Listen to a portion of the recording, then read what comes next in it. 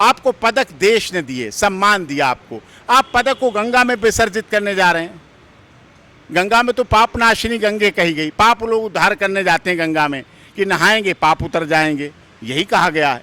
तो आप उनको पदक में वहाँ डालने जा रहे हैं, फिर किसी अनाधिकृत व्यक्ति को आप दे रहे हैं। अगर आपको पदक वापस करने थे तो आप देश के महामहिम राष्ट्रपति जी को देते, गवर्नर साहब को देते, हरियाणा के गवर्नर साहब को देते, ऐसे पदों पर बैठे हुए देते। फिर वो उन्हें नहीं दिए, अब उन्हें दे दिए। अब नौकरी ज्वाइन कर ली है आपने, पदक तो वापस कर दिए, लेकिन इन पदक की वजह से नौकरी मिली, वो नौकरी आपने नहीं छोड़ी। इन पदक की वजह से इस देश के धन कुबेरों ने, उद्योगपतियों ने सम्मान में आपके अपनी तिजोरियां खोल दी, आपको उतने धन का अटंबार लगा दिया, गाड़ियां, धन, और उस सम्मान की वजह से आपको सरकारों ने, राज्य सरकारों ने एकड़ों से ज़मीन दे दी, कई कई एकड़ ज़मीन दे दी, आपके लिए मुफ्त में दे दी। वो ज़मीन देश के गरीब, दलित, शोषित, पीड़ित, मजदूर, मजलूम लोगों की थी, किसी बाप के मुख्यमंत्री की नहीं थी। कोई मुख्यमंत्री बाप हो गया, उसकी प्रॉपर्टी का मालिक हो गया, वो राज्य की संपत्ति थी, लेकिन आपके सम्मान के लिए दी, आपको सौंपी वो ज़मीन, आपके पास नौकरी, आपके पास धन दौलत, आपके पास सम्मान, आपके पास, अब पदक गंगा में बहाने जा रहे हो साहब, ये क्या तुक है। अब नौकरी ज्वाइन कर ली और फिर कहा जाता है सत्याग्रह करेंगे। सत्याग्रह बहुत पवित्र नाम है, बहुत पाक पवित्र नाम है। महात्मा गांधी ने सत्याग्रह के लिए वकालत छोड़ दी, बैरिस्टर थे, he was barrister. Netaji Subhash Chandra Bose ने सत्याग्रह के लिए अपनी आईएएस की नौकरी छोड़ दी। राम प्रसाद बिस्मिल के बयान नहीं होते, 164 के स्टेटमेंट नहीं होते, वो चार्जशीट का हिस्सा नहीं होते हैं, वो जांच का हिस्सा नहीं होते हैं, वो कोर्ट में डिफेंस एविडेंस और प्रोसिक्यूशन के एविडेंस का हिस्सा नहीं होते हैं, वो आर्गूमेंट का हिस्सा नहीं होते हैं, वो CFSL, DNA, polygraphy, lie detector, brain mapping test का हिस्सा नहीं होते हैं। तो इसलिए उनकी बात नहीं कर सकते हैं हम। हाँ, जो पंचायत हैं, जो खाप पंचायत हैं, उनका एक अलग महत्व रहा था। इंडियन खिलाड़ी, उसकी कोई जाति नहीं होती है। PT उषा की कोई जाति, मैरी कॉम की किसी ने जाति नहीं पूछी। जब दारा सिंह पहलवानी करते थे कोई जाति नहीं पूछता था। दारा सिंह देश के लिए, हमारे राम प्रसाद बिस्मिल, रोशन सिंह, शहीद अशफाक उल्लाह खां, नेताजी सुभाष चंद्र बोस, चंद्रशेखर आज़ाद की जाति नहीं पूछी जाती है कि कौन सी जाति के धर्म के थे। पूछा जाता है हमारे देश के शहीद थे, शहीदों ने हमारे देश के लिए जान। नमस्कार, आप देख रहे हैं द फ्रंट न्यूज़ और मैं हूं आपके साथ आशीष तिवारी। ब्रजभूषण शरण सिंह और रेसलर का जो प्रोटेस्ट था वो किस तरीके से पूरे समाज में, पूरे देश में, अभी तो ये कह लें विदेशों में भी सुर्खियां बटोरता रहा, जिसको लेकर के लगभग महीने भर के आसपास में जो पहलवान थे वो जंतर मंतर पे बैठे रहे। तो वहीं 5 तारीख, जो बीती 5 तारीख है, इस पे ब्रजभूषण शरण सिंह के सपोर्ट में अयोध्या में रैली होने वाली थी, जिसको स्थगित कर दिया गया। बहुत सारे आरोप लगते रहे और उनको जो रेसलर अध्यक्ष के तौर पे उनको हटा दिया गया। और बाकी आगे की प्रक्रिया क्या रही, कैसे रही, कानूनी दांवपेच और साथ साथ पूरे इस मसले को समझने के लिए सुप्रीम कोर्ट के वरिष्ठ अधिवक्ता AP सिंह सर हैं। आइए जानने की कोशिश करते हैं। सर, स्वागत है। जी नमस्कार। सर, क्या कहेंगे, 1 महीने से ज़्यादा और इस केस में बहुत सारे बदलाव आए हैं। जो नाबालिग पहलवान थी उसने अपने आरोप वापस भी कर लिए हैं, क्या कहेंगे आप? ये केस ही बिल्कुल गलत था और झूठा केस था, और शुरू से झूठा था। वो सिद्ध भी हो रहा था, क्योंकि पहले खिलाड़ी जनवरी में आए, तब ना पॉक्सो बताई, ना अपने साथ यौन शोषण बताया। फिर फरवरी, मार्च, अप्रैल में फिर आए, अप्रैल में फिर पॉक्सो भी आ गई, अपने साथ भी होना बता दिया गया। और फिर धीरे धीरे मई आते आते वो आरोप ऐसे बढ़े कि 1-2 के साथ नहीं, 10-20 के साथ नहीं, 100-200 के साथ नहीं, हजारों लड़कियों के साथ ऐसा हुआ है। तो ऐसे आरोप झूठे थे, मनगढ़ंत थे, राजनीति की साजिश से प्रेरित थे। 2024 के चुनाव को लेकर मोदी जी की सरकार के खिलाफ एक बबेला बनाना था, और जिस पर वो सफल नहीं हो पाए। जनता जागरूक है, जनता जान रही है, जनता समझ रही है। खिलाड़ी बहुत अच्छे थे, बहुत अच्छे हैं, उनका दुरुपयोग किया गया, उन्हें गुमराह किया गया, उन्हें रास्ते से भटकाने का प्रयास किया गया, उनके साथ राजनीति की गई। और राजनीति भी किस तरह से, जाति की राजनीति की गई, क्षेत्र की राजनीति की गई, जबकि खिलाड़ियों का ना कोई मजहब होता है, ना कोई जाति होती है, ना क्षेत्र होता है, ना भाषा होती, संप्रदाय होता है। खिलाड़ी देश के होते हैं, देश का मान सम्मान ही खिलाड़ी है, राष्ट्रीय ध्वज ही खिलाड़ी है, तिरंगा और उसमें बना हुआ चक्र ही खिलाड़ी है, यही खिलाड़ी होता है। लेकिन उनके साथ गलत किया गया। अब भी समय है सुधरने का, समझने का, बदलाव करने का। भूल चूक हो जाती है, गलती सुधारने के लिए माफ़ी मांगने में कोई बुराई नहीं।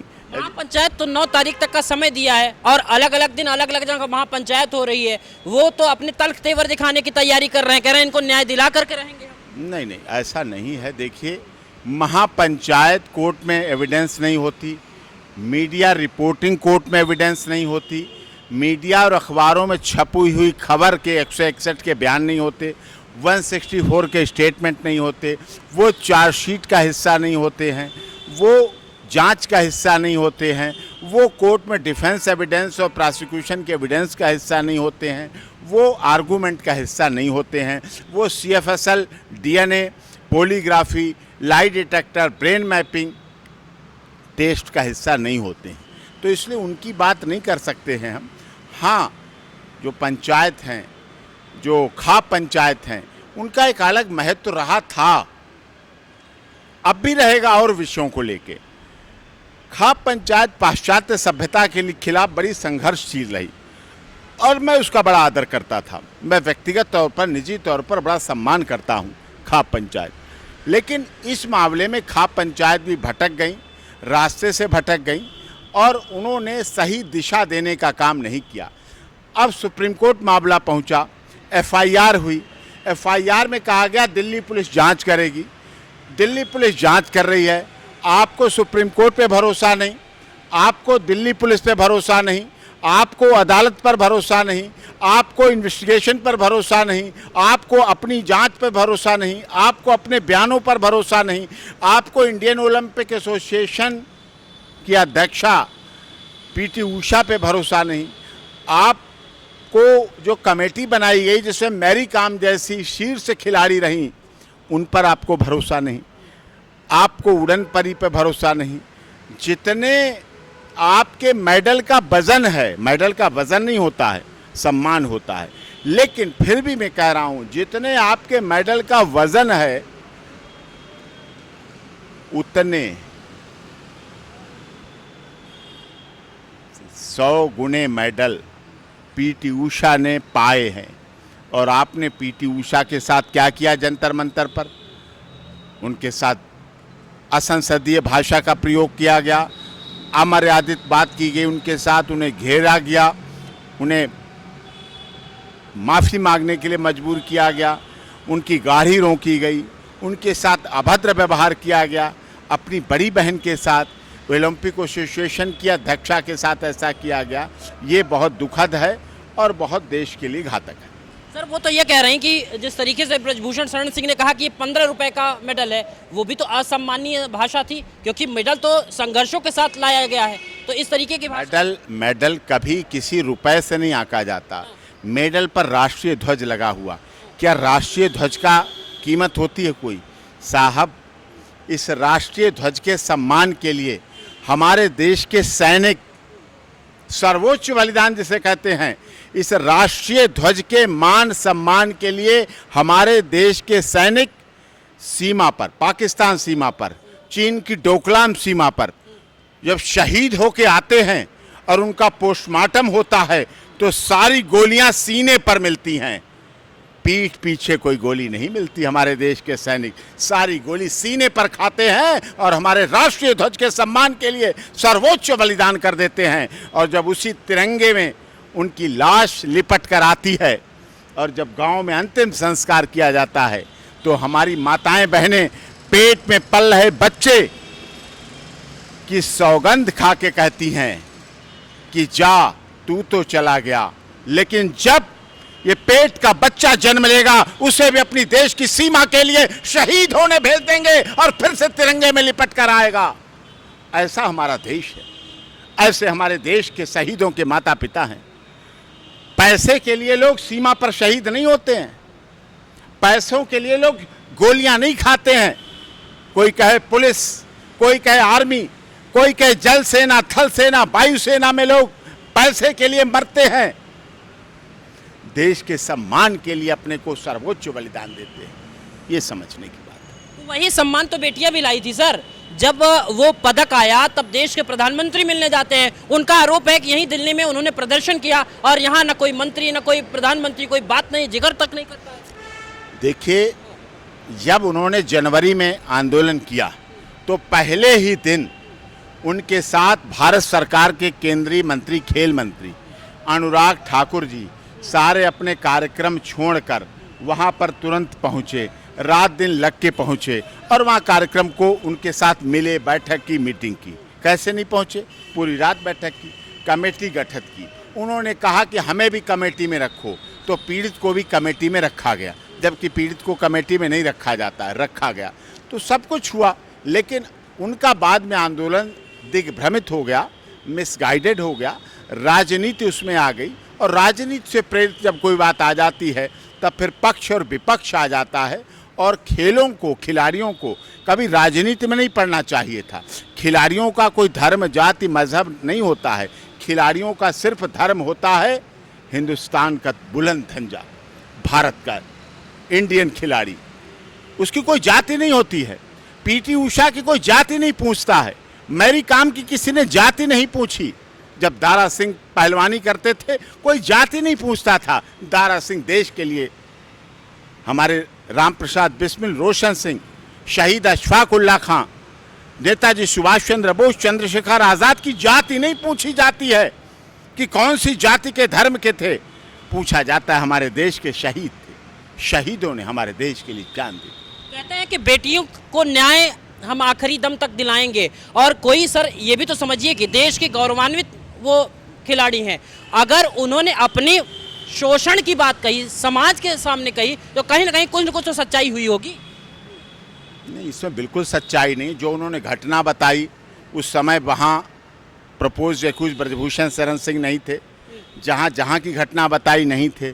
उन्होंने कहा bad touch good touch, stage पर मेडल पहनाते हुए टच किया, स्टेज चल रहा है और वहाँ पे टच की बात आती है, किसी के गले नहीं उतरती।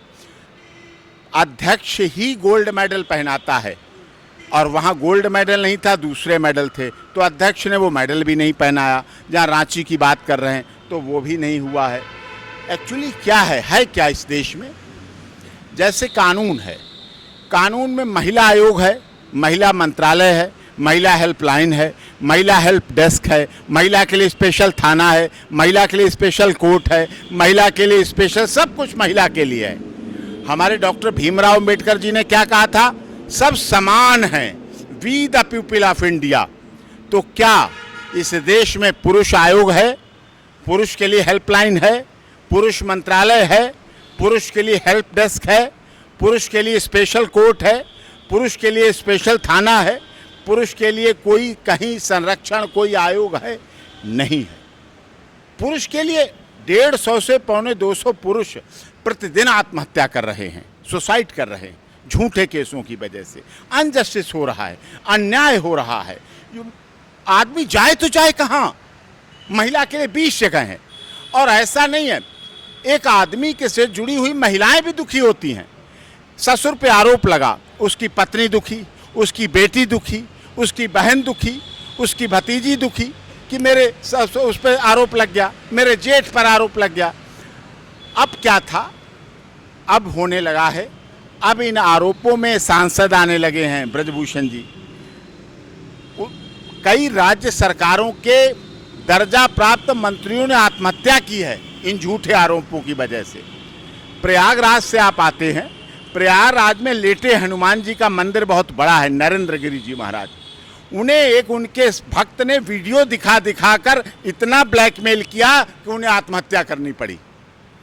अब इस केसों के जाल में बड़े बड़े संत आ रहे हैं, बड़े बड़े मौलवी फकीर आ रहे हैं, बड़े बड़े राजा आ रहे हैं, बड़े बड़े चौकीदार चपरासी आ रहे हैं, IAS IPS आ रहे हैं, न्यायाधीश आत्महत्या कर रहे हैं, वकील आत्महत्या कर रहे हैं, पत्रकार आत्महत्या कर रहे हैं, थल सेना, जल सेना, वायु सेना के अधिकारी कर्मचारी आत्महत्या कर रहे हैं, पुलिस के जवान आत्महत्या कर रहे हैं इन झूठे केसों की वजह से। अब बदलाव आना चाहिए, अब परिवर्तन आना चाहिए। मैं ये नहीं कहता सारे केस झूठे होते हैं, लेकिन सच्चे केस भी उन झूठे केसों की लपेट में आ जाते हैं, इसलिए वो सच्चाई भी नहीं रह जाती है। इसलिए अब इस देश में सब धर्मों के लोगों की, मैं किसी एक धर्म की बात नहीं कर रहा, सब धर्मों के लोगों को एक आवाज़ उठानी चाहिए जिसके माध्यम से झूठे केस जो लगाए जा रहे हैं आदमियों पे, पुरुषों पे, परिवार पर, वो समाप्त हों, वो खत्म हो, उसमें बदलाव आना चाहिए। मम्मम महाराज ने जिस तरीके से दायर किया था, उन्होंने, आप ही उनके वकील रहे, उस पूरे प्रकरण को आप किस हिसाब से देख रहे हैं? देखिए, हमारे देश में जो संवैधानिक पद है, अगर दिल्ली के पद की बात करें तो केजरीवाल जी संवैधानिक पद पर हैं, मुख्यमंत्री हैं, माननीय मुख्यमंत्री हैं। अगर उन्हें कोई गाली देता है, गलत है। केजरीवाल गलत हो सकते हैं, मैंने मान लिया, लेकिन पद नहीं गलत हो सकता है। अगर देश के प्रधानमंत्री को कोई गाली देता है, खिलाड़ी गाली देते हैं, जंतर मंतर से खाड़ी दे, नरेंद्र मोदी में 20 गलतियां हो सकती है, वो इंसान है, मानव है, हाड़ का पुतला है, लेकिन कोई कहे कि प्रधानमंत्री नरेंद्र मोदी की कब्र खोदेंगे, कब कब्र खुदेगी? आज नहीं तो कल खुदेगी। इसका क्या अर्थ हुआ? कब्र किसकी खुदती है? मोदी हिंदू धर्म में पैदा हुए, धर्म में पैदा होना किसी का अपना व्यक्तिगत अधिकार नहीं, जो जिस धर्म में पैदा हो जाता है वो उस धर्म को मानता है, उसके रीति रिवाज पे चलता है, कोई बात नहीं उसमें। अब क्या हुआ? पहले इसका मतलब कब्र खोदोगे तो पहले मोदी जी का धर्म बदलोगे, हिंदू से मुस्लिम बनाओगे, फिर उनकी हत्या करोगे, तब उन्हें कब्र में डालोगे। इसका क्या अर्थ हुआ? मोदी जी संवैधानिक पद पर हैं, आप बुराई कीजिए, आप विरोध कीजिए, आप 24 के लिए राजनीति कीजिए, लेकिन इतना मत गिरिए कि आप संवैधानिक पद पर बैठे हुए व्यक्ति के साथ ये आरोप लगाने लगें, जंतर मंतर से आरोप लगाएंगे। अब और कमियां गिनाइए, बेरोजगारी है, महंगाई है, ये सब कहिए, लेकिन ऐसे आरोप लगाना निजता के खिलाफ है, संवैधानिक, असंसदीय, अमर्यादित भाषा है इन पदों पर। इन पदों को छोड़ दीजिए, जब इन पद पे ना हो आप उनसे बात कीजिए। वो 150 करोड़ लोगों के प्रधानमंत्री हैं। केजरीवाल जी दिल्ली के पूरे जनता के, चाहे वोट दिए ना दिए, लेकिन वो उनके भी मुख्यमंत्री हैं, एक सम्मान है। गवर्नर, देश के महामहिम राष्ट्रपति, वो पूरे देश के राष्ट्रपति हैं, संवैधानिक पद पर हैं। ऐसे पदों की गरिमा रखनी चाहिए और ऐसे पदों पर इस तरह से आरोप प्रत्यारोप नहीं लगाने चाहिए, मेरा मानना ये है। और इसीलिए हमने जो पटियाला हाउस कोर्ट में केस डाला है बम महाराज की तरफ से, और उसमें 9 तारीख के लिए सुनवाई है, एक्शन टेकन रिपोर्ट कोर्ट ने मांगी है और उस पर कार्रवाई होगी। क्या लगता है कि उसमें गिरफ्तारी भी हो सकती है? अब जो हमारी एक मांग थी, ये सब हटाया जाए, वो तो हट गया, जंतर मंतर साफ हो गया। अब तो पता चला वो नौकरी भी ज्वाइन कर ली है उन्होंने, खिलाड़ियों ने नौकरी ज्वाइन कर ली। तो देखिए, बड़ी साफ सी बात है, आपको पदक देश ने दिए, सम्मान दिया आपको, आप पदक को गंगा में विसर्जित करने जा रहे हैं। गंगा में तो पाप नाशिनी गंगे कही गई, पाप लोग उद्धार करने जाते हैं गंगा में कि नहाएंगे पाप उतर जाएंगे, यही कहा गया है। तो आप उनको पदक में वहाँ डालने जा रहे हैं, फिर किसी अनाधिकृत व्यक्ति को आप दे रहे हैं।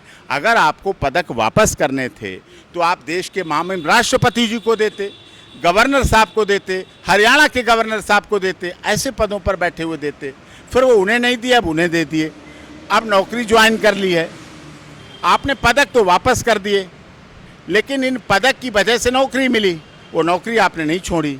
इन पदक की वजह से इस देश के धन कुबेरों ने, उद्योगपतियों ने सम्मान में आपके अपनी तिजोरियां खोल दी, आपको उतने धन का अटंबार लगा दिया, गाड़ियां, धन, और उस सम्मान की वजह से आपको सरकारों ने, राज्य सरकारों ने एकड़ों से ज़मीन दे दी, कई कई एकड़ ज़मीन दे दी आपके लिए, मुफ्त में दे दी।